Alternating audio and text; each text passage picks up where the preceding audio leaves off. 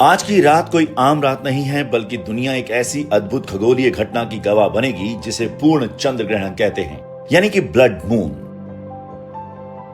लेकिन सवाल है कि आखिर ब्लड मून के पीछे गहरे लाल रंग का कारण क्या है।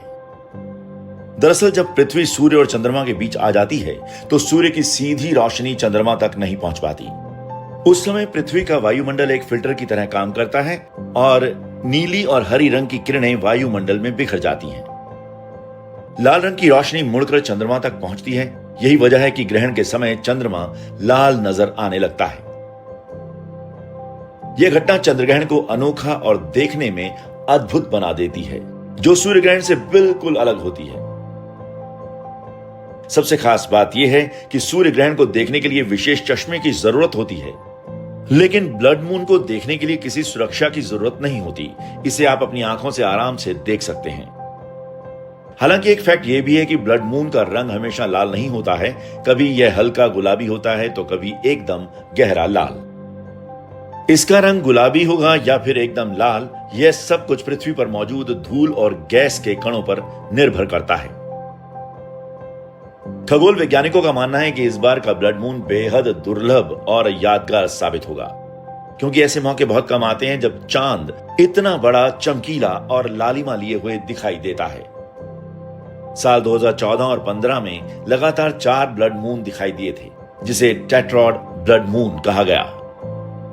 उस समय दुनिया भर में चर्चाओं का दौर चला कि यह किसी बड़े बदलाव का संकेत है। हालांकि वैज्ञानिकों ने इसे केवल एक दुर्लभ खगोलीय संयोग बताया।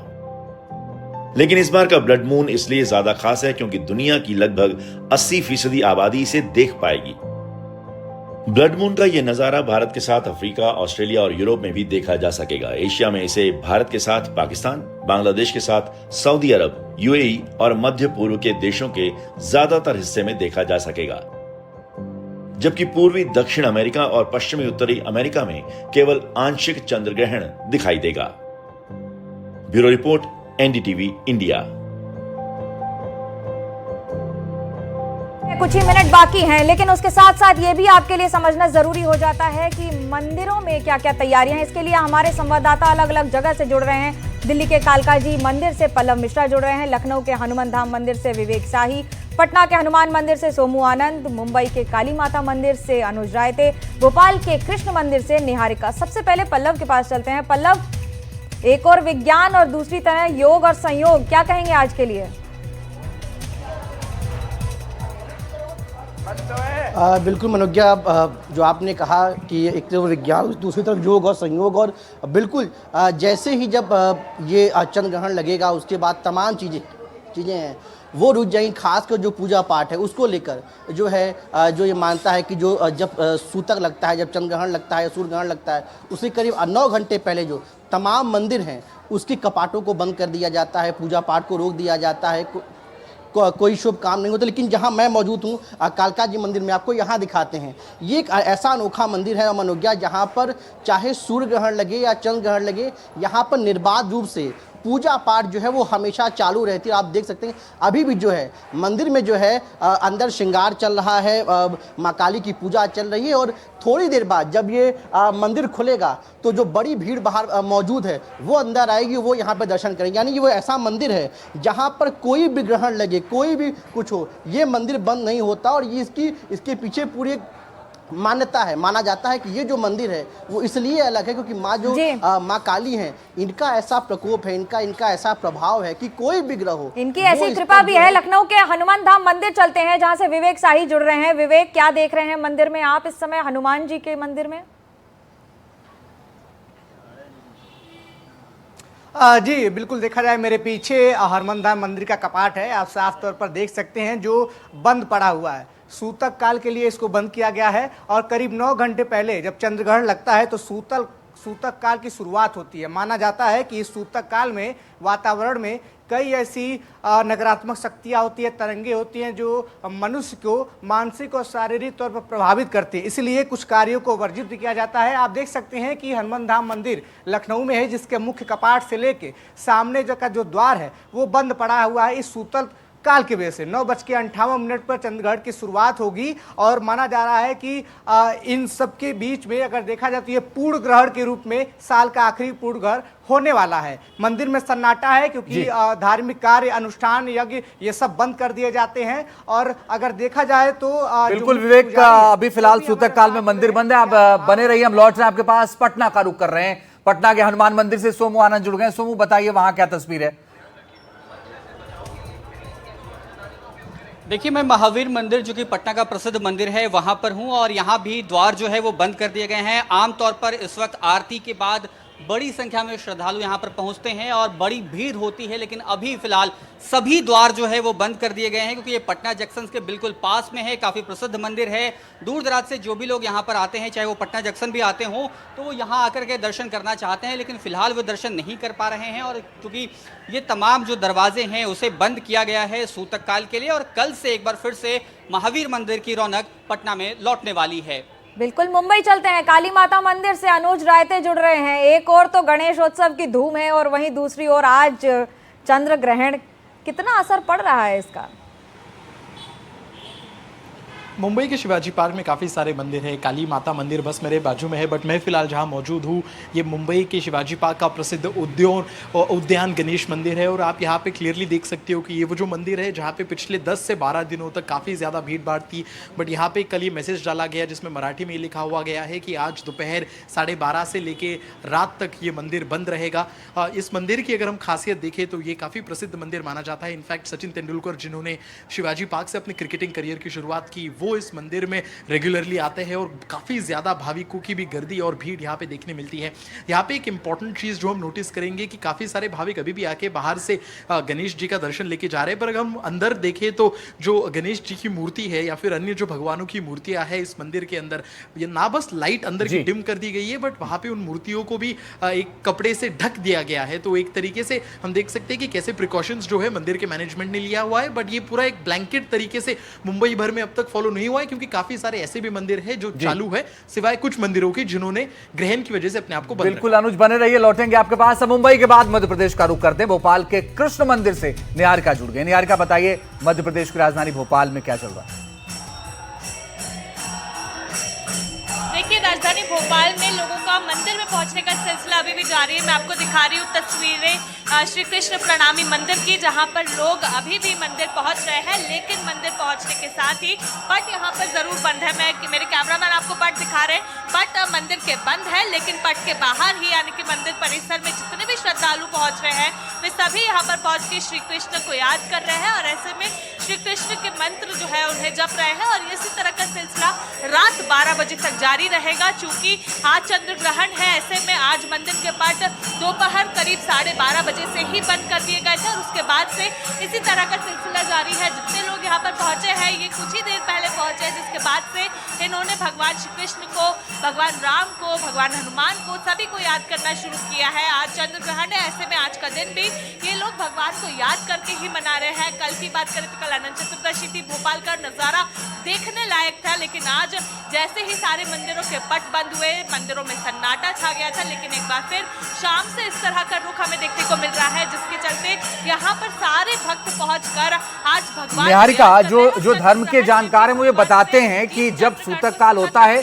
उस वक्त भगवान के मंदिर के कपाट बंद हो जाते हैं, लेकिन भजन कीर्तन चलता रहेगा। तो क्या ये पूरा प्लान रात तक का है? 2 बजे तक का इनका प्लान है, ऐसे ही भजन कीर्तन चलता रहेगा?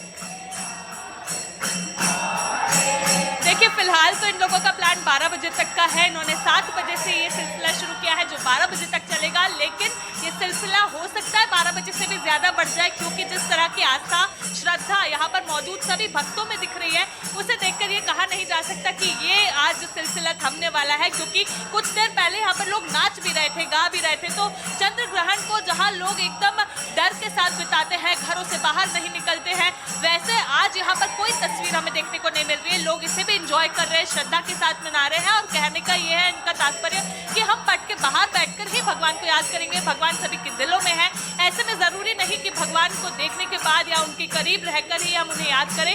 आज का दिन सभी के लिए शुभ हो। और कुछ देर पहले जब इनसे हमने बात की थी तो इनका ये कहना था कि देश भर के लिए आज आज का दिन भी शुभ रहे, बिना किसी परेशानी के, और कोई ऐसी स्थिति ना बने जिसके चलते कोई परेशानी क्रिएट हो। ऐसे में आज ये लोग यहाँ पर भगवान को याद कर रहे हैं। 7 बजे से सिलसिला शुरू हुआ है, जो अभी 12 बजे तक का तो इनका प्लान है कि जारी रहेगा, पर हो सकता है कि 1:30 बजे तक, जब तक चंद्र ग्रहण खत्म ना हो तब तक भी चलता रहे। ये मध्य जी, प्रदेश और की ये तस्वीर बड़ी खूबसूरत तस्वीरें हैं, क्योंकि बाकी जगह अगर पट बंद है तो यहाँ पर पट के सामने ही पट बंद है। तो क्या हुआ, जहाँ पर आप याद करें भगवान को, भगवान वहीं प्रकट हो जाते हैं। तो मंदिर में बैठ के ही भजन कीर्तन हो रहा है, अद्भुत तस्वीरें आ रही हैं। और अब आपको हम बता दें कि आप सभी का बहुत बहुत धन्यवाद। मेरे साथ बहुत सारे हमारे गेस्ट जुड़ रहे हैं, जिनमें आचार्य महामंडलेश्वर साध्वी कृष्णाश्री हैं, धर्मगुरु हैं, नोएडा स्टूडियो से जुड़ रही हैं, श्रुति द्विवेदी ज्योतिषाचार्य हैं, साइंटिस्ट भी हैं, साथ ही साथ ईशिका तनेजा आध्यात्मिक गुरु हैं, डॉक्टर प्रिया हसन शाह मेंबर IAU, समीर धुर्दे खगोल वैज्ञानिक हैं जो बैंगलोर से जुड़ रहे हैं, और पल्लव बागला हमारे साइंस एडिटर जुड़ रहे हैं। पल्लव, सबसे पहला सवाल आपसे, विज्ञान एक और देखते हैं और इस समय हम मंदिर की तस्वीरें देख रहे हैं, दोनों के बीच में क्या कहेंगे? लेकिन उससे पहले आपको हम तस्वीरें दिखा रहे हैं, चंद्रमा की तस्वीरें हैं। ये दिल्ली से आपको हम चंद्रमा की तस्वीरें दिखा रहे हैं। चंदा मामा कह लीजिए, चांद की चांदनी कह लीजिए, किसी भी भाषा में कहिए, खूबसूरत बहुत हैं ये तस्वीरें। बिल्कुल, और ये दिल्ली की तस्वीर आ गई है, जब लोग अब इसको देखना है या नहीं देखना है, ये आज इस कार्यक्रम में तय हो जाएगा अब से थोड़ी देर बाद, क्योंकि 9 बजे के लगभग 8:58 का समय है, तो उससे पहले हम ये तय करेंगे कि देखना है कि नहीं देखना। लेकिन ये फिलहाल तस्वीरें आ रही हैं, हालांकि लोग कहते हैं कि इसको देख सकते हैं, तो बाकी आगे बात करेंगे। लेकिन ये दिल्ली की फिलहाल तस्वीर है, देश की राजधानी की। पल्लव पर चलते हैं। पल्लव, क्या कहेंगे आप? योग संयोग दोनों एक साथ, विज्ञान, थोड़ा जवाब। ये मैं हिंदुस्तान के विज्ञान के शहर बंगलुरु से बात कर रहा हूं आपसे, और यहाँ पे अंतरिक्ष के विज्ञान पे इसरो है और इंडियन इंस्टीट्यूट ऑफ एस्ट्रोफिजिक्स है। और आप सर विज्ञान को फॉलो भी करते हैं कई दशकों से। जी बिल्कुल, मैं फॉलो करता हूं, और मैं आपको ये बता दूं कि यहाँ के जो विज्ञान के मंदिर हैं उनके कपाट बिल्कुल बंद नहीं हैं, उनके कपाट बिल्कुल खुले हुए हैं। जनता जाके आज का जो चंद्र ग्रहण है उसको देखने के लिए तैयारी कर रही है, और मैं सबको यही कहूंगा, देखिए भारत देश जो है उसमें आस्था भी है और विज्ञान भी है, और ये दोनों पैर पे हम आगे बढ़ते हैं, ये हमारा सिविलाइजेशनल एग्जिस्टेंस है। तो विज्ञान के साथ हमारा तर्क यह है कि आप जाइए और इस खगोलीय नजारे को देखिए, बहुत ही दुर्लभ नजारा है, और इतनी लंबे दौरे का लूनर एक्लिप्स कम दिखता है। देखिए 11 बजे से बाद आपको पूर्ण चंद्र ग्रहण दिखेगा। जी पल्लव, लेकिन हो सकता है सब आपसे सहमत ना हो इस बारे में। आचार्य महामंडलेश्वर साध्वी कृष्णाश्री से मेरा ये सवाल है, क्या ये चंद्र ग्रहण जो हम ग्रहों की चाल देखते हैं उसके तौर पर देखा जाए, या सिर्फ एक विज्ञान का प्रतीक? देखिए, दोनों को ही लेके हम चलते हैं, और दोनों के ही तरीके से अगर हम देखते हैं, तो यहाँ पर जो विज्ञान कहता है देखो, मगर हमारे जो ज्योतिष के अनुसार अगर हम कहते हैं कि वहाँ पर अपनी, यानी कि अगर हमारे लिए शुभ है या अशुभ है, हम देख पाएंगे कि नहीं देख पाएंगे, हमारे लिए ये परफेक्ट है कि नहीं, तो ये सारी चीज़ें देखते, ग्रहों की स्थिति को देखते हुए तब हम उसको देखेंगे।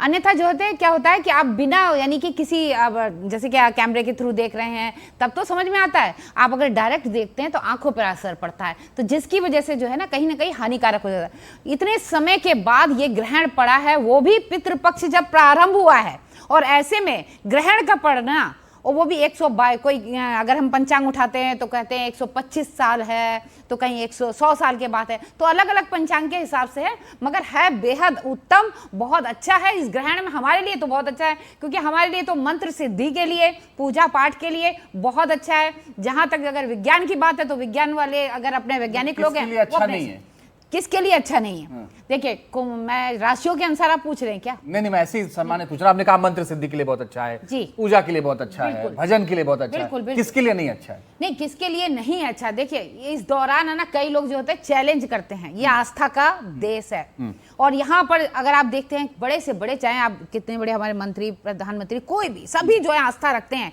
क्योंकि ये भारत देश है ही ऐसा। और ऐसे में यहाँ पर हम ये बात करते हैं, किसके लिए आप कह रहे हो नहीं अच्छा है? जो लोग जो है चैलेंज करते हैं कि नहीं ऐसा कुछ हो नहीं सकता, आप करके देखिए चैलेंज। 3 महीने पहले, 3 महीने बाद इसका इफेक्ट इसलिए पड़ा क्योंकि यहाँ पर खप्पर योग बना हुआ है। खप्पर योग का मतलब ये हो गया कि कुछ ना कुछ प्राकृतिक आपदाओं का संकेत है ये। और उसके बाद अगर हम अपने भारत के बाद अगर बाहर की बात करते हैं, विदेशों में भी आप कहीं ना कहीं युद्ध की घटनाओं को भी आप देखेंगे, उथल पुथल कुछ ना कुछ होती रहेगी, क्योंकि ये जो है खप्पर योग और पितृपक्ष में यहाँ अतिरिक्त चीजें जो हैं बहुत ज्यादा जागृत हो जाती है, नकारात्मक शक्तियों का बहुत ज्यादा प्रभाव बढ़ जाता है। श्रुति जी, क्या ये लोगों के लिए अच्छा है या खराब, क्योंकि विज्ञान की दृष्टि से तो बिल्कुल अलग मामला है। देखिए, विज्ञान की दृष्टि से ये बिल्कुल अलग मामला है और बहुत खूबसूरत चंद्र ग्रहण है। ये चंद्र ग्रहण इसलिए बहुत खास है क्योंकि भाद्रपद की पूर्णिमा पे लगने वाला ये लूनर एक्लिप्स है। और जब जो श्राद्ध पक्ष खत्म होंगे और नवरात्र शुरू होने के पहले जो पूर्णिमा रहेगी, अमावस्या रहेगी, उस टाइम पे सोलर एक्लिप्स पड़ेगा। तो ये बहुत ही इंपॉर्टेंट है। ये खराब नहीं है चंद्र ग्रहण, लेकिन कॉम्बिनेशन ऑफ प्लैनेट्स क्या कह रहे हैं? कॉम्बिनेशन ऑफ प्लैनेट्स में सूर्य, बुध और केतु एक साथ हो गया है और चंद्रमा पीड़ित है। तो यह चंद्रमा क्या है? चंद्रमा मनसो जातकः, मन का, हर किसी का जो कारक होता है, मन का, आत्मविश्वास का, कॉन्फिडेंस का जो प्लैनेट है वो मून है। वाटर से रिलेटेड अभी हम कितनी चीजें देख रहे हैं अपनी कंट्री में, फ्लड्स देख रहे हैं। मेरी एक प्रेडिक्शन थी कि एवलांच आएगा और एवलांच आ चुका है ग्लोबली, स्वीडन में मेरे ख्याल से, और भी बहुत सारी प्राकृतिक आपदाएं आएंगी।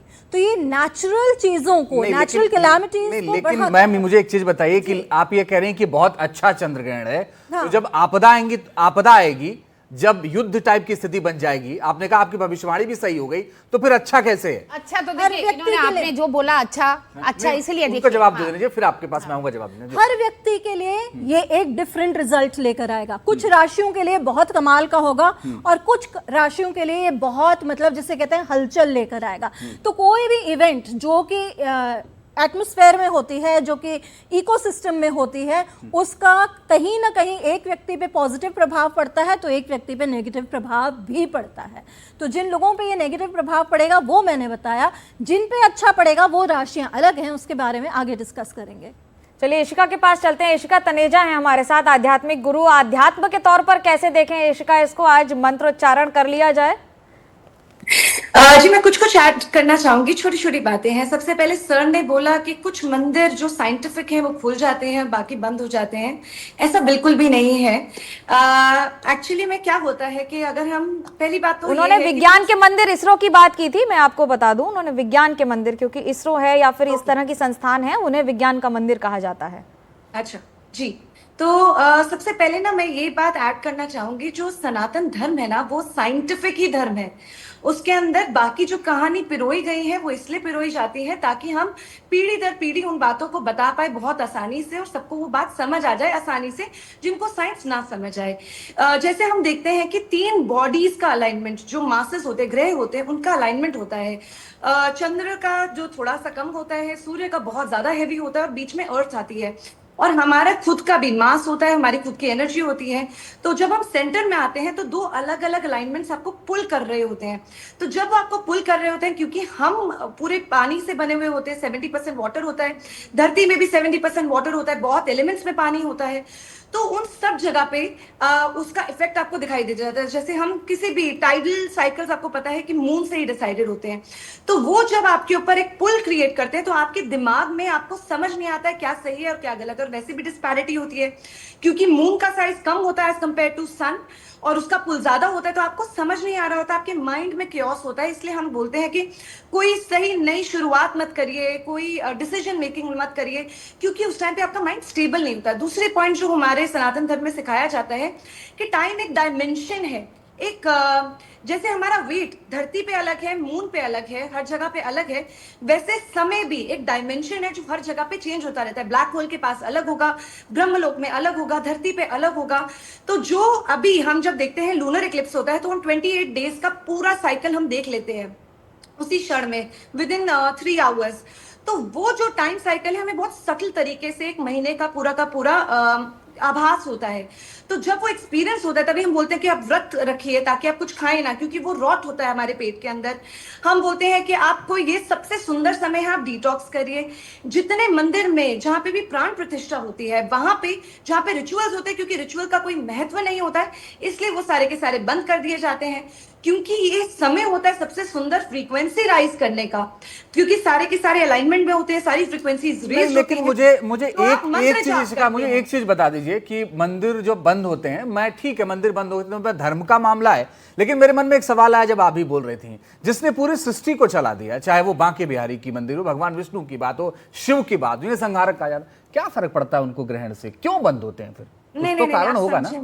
मैं थोड़ा ऐड करना चाहूंगी, ये इसलिए बंद नहीं होते क्योंकि मंदिरों को फर्क पड़ता है, ये इसलिए बंद होते हैं क्योंकि हमारे धर्म में रिचुअल्स का इस समय कोई महत्व नहीं है। महत्व है आपको इनर यात्रा करनी होती है, आपको मंत्र जाप करना होता है, क्योंकि आप जब ये अलाइनमेंट होती है ना तीनों बॉडीज की, तीनों ग्रहों की, तो इतनी फ्रीक्वेंसी रेज हो चुकी होती है कि अभी आपका सबसे सुंदर समय है मंत्र जाप का। मंत्र एक फ्रीक्वेंसी है। ठीक है, मैं आगे आऊंगा आपसे, और भी मेरे साथ कुछ खास मेहमान है, उनसे भी चर्चा कर लेते हैं। समीर दुर्दे साहब हमारे साथ हैं, खगोल वैज्ञानिक हैं। हाँ ठीक है, प्लीज जल्दी से तो इस समय जब भी आप अपना मंत्र का जाप करते हैं, आप अपनी फ्रीक्वेंसी रेज करते हैं, और इसी वक्त सारे सिद्ध जितने मंदिर होते हैं जो सिद्धि प्रदान करते हैं, वहां पे जाके भजन कीर्तन और मंत्र जाप हो रहा होता है। ठीक है समीर सर, ये आपकी भाषा में अगर हम समझें तो ये क्या है?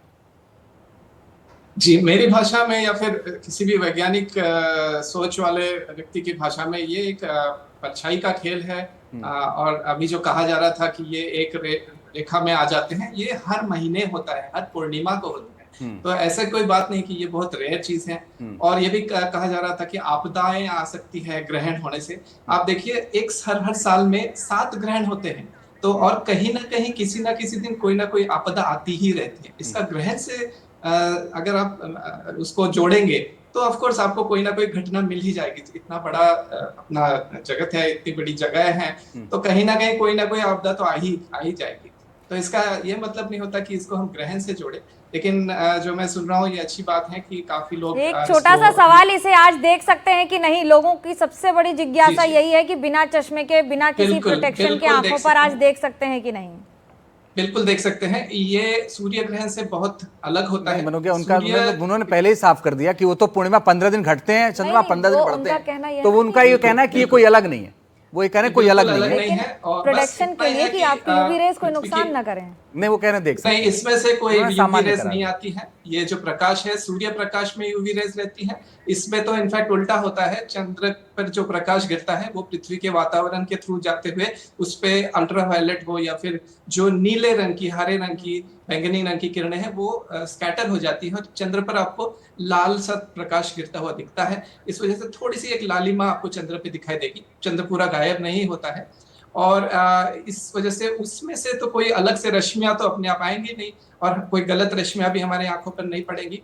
और इसके अलावा अगर आप देखें तो चंद्रमा पे पड़ने वाला प्रकाश कम हो रहा है, इससे आपकी आंखों को हानि तो होगी नहीं, उल्टा आपको एक सुंदर सी घटना आकाश में होते हुए दिखेगी। तो सबने इसको एंजॉय करना चाहिए।